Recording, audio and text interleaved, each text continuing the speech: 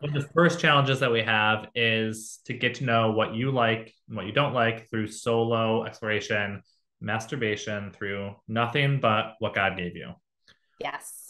Do you think there are people out there that have not masturbated that are taking this challenge? There are so many people out there that have not masturbated. We grow up with so many fallacies around what masturbation is. I say the word solo sex all the time, and people are like, "What is that?" And I'm like, "It's not.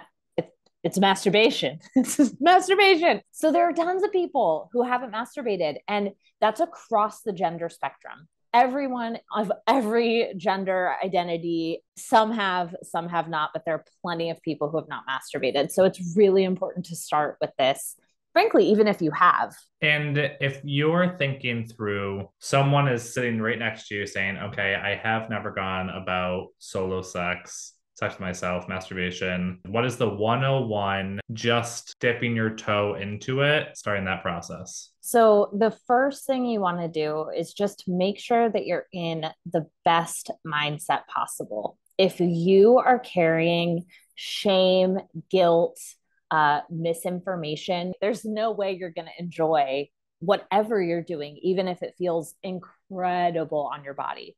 So, the very first thing you want to do is make sure that you are comfortable in your mind because that's where orgasms happen, that's where pleasure happens. It's our body talking to our mind saying, hey, this feels really good. And this is tenet number one for anyone taking the challenge is to let go of shame. You're going to be in a safe space. We're here to support you, go on this journey with you. Make sure that you're going to engage in pleasure within your body. Make sure your brain is ready for that because I like what you just said that orgasms happen in the brain. So basically, regardless of what genitalia you have, where you want to start is exploring your own body. So literally no matter what parts. And what's so interesting, and Emily Nagoski talks about this in the book Come As You Are, is that all of us have the same parts. They're just organized differently. So the clitoris is like the tip of the penis, Okay. right? The ovaries are like the testicles. We all have the same parts and they're literally the same when we're in the womb.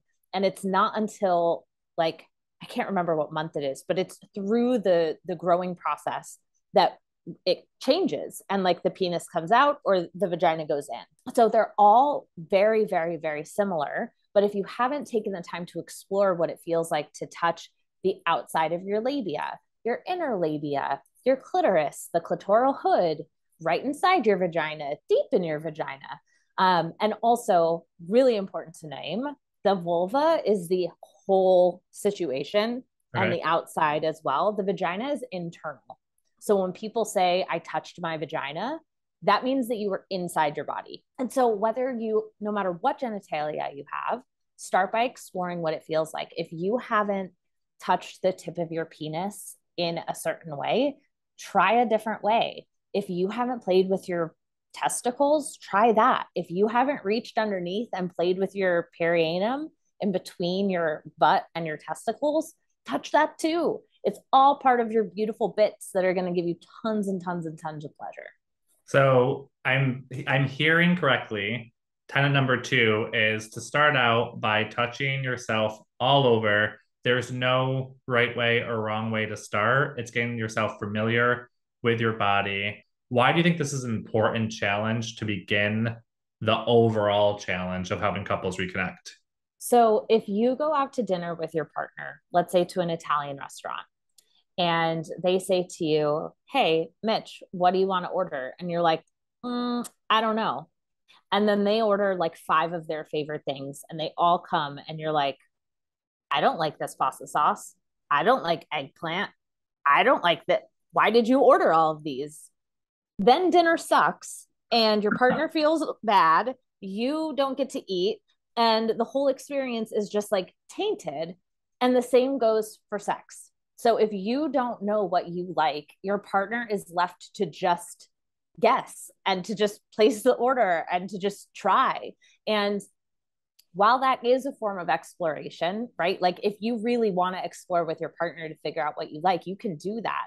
But it's really different exploring it with yourself, right? It's different to try a food by yourself and be like, do I like oysters? Let me try a few with different sauces first before I go out with everybody. And then I can like confidently say, hey, I'm good. I don't like oysters. Thank you.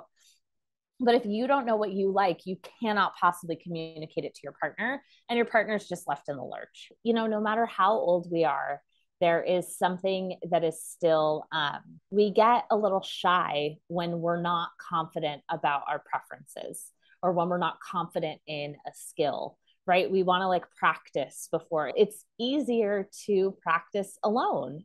And I like that that brings us to our kind of tenet number three, which is write down or remember. I like writing down what you do like so you can have that conversation with your partner, and also what you don't like. Telling people what you do not like, what doesn't get you going, is just as important as identifying what really turns you on.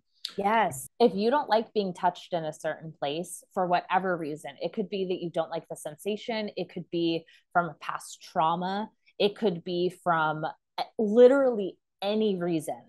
You got to be able to communicate that, right? Like if I have celiac disease, so I'm cannot have gluten.